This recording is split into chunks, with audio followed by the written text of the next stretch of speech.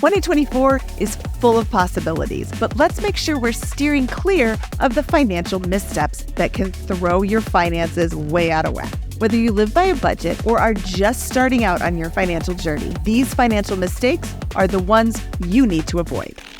Hi there, I'm Mindy Jensen, host of the BiggerPockets Money Podcast, here to make sure you know how to make your money work for you. Let's jump into the top 5 things not to do with your finances in 2024. Number 1, spend mindlessly. Seriously, tracking your spending is easily the best thing you can do to set yourself up for financial success in 2024 or any year. Why? Because you won't know how much you're spending or where that money's going if you don't. Quick. How much did you spend on groceries last month? Don't know? Then you need to be tracking your spending so that you can accurately answer that question. I tracked my spending in 2022 publicly to show you how it's done. Go to biggerpockets.com/Mindy's budget and see the different categories I used and just how off I was on some of those categories, especially in the beginning. This is a work in progress, but it made me think before I spent the money. And that is the key to getting your finances in order. Number 2, ignore your budget. Now, it's going to be a lot easier to make a budget after you have tracked your spending and you know approximately how much money you're spending in every category. You can make a budget work for you.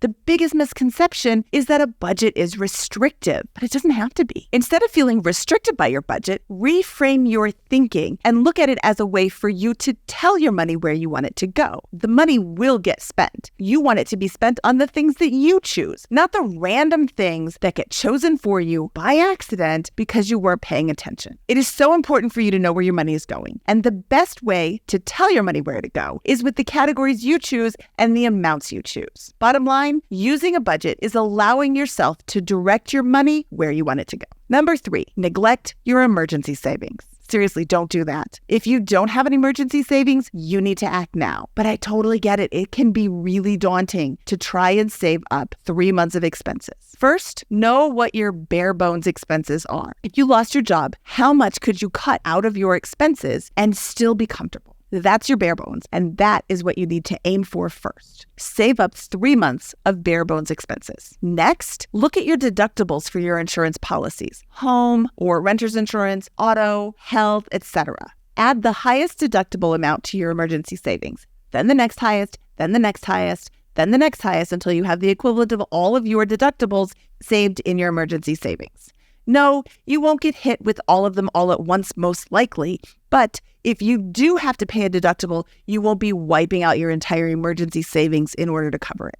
And finally, our recommendation, start a high-yield savings account for you to put your emergency savings in. Make your money work for you as you save. Number 4, don't pay down debt. Oof. It hurts me just to even say that. Pay off your credit cards every month and avoid those higher than ever interest fees. Or if you find yourself not being able to pay off your credit cards every month, why? Take a good hard look at your spending to figure out why your cards have balances that carry over every month. Figure out a payoff plan so that you can ditch this debt for good. Did you know that it can help your credit score if you pay off your credit card throughout the month instead of waiting until the end of the month and paying it all at once? This is also a great way to see if you need to reel in some of your spending for the rest of the month. Number 5, overlooking retirement planning. You need to maximize your contributions as much as possible. And in 2024, contribution limits went up. 401ks, 403bs, TSPs, 457s, etc. Those plans have a contribution limit of $23,000 a year, which translates into just over $1,900 a month, or just a little bit under $459 a week, or about $95 a day. And on episode 470 of the BiggerPockets Money Podcast, we interviewed Jackie Mitchell, who is in the middle of a 100-day, $100 a day TikTok challenge, where she is doing a bunch of side hustles and extra jobs so that she can generate $100 a day in extra income. Follow her and fund your 401k for the year. The limit for Roth IRAs has also increased to $7,000 a year. So do not sleep on this excellent way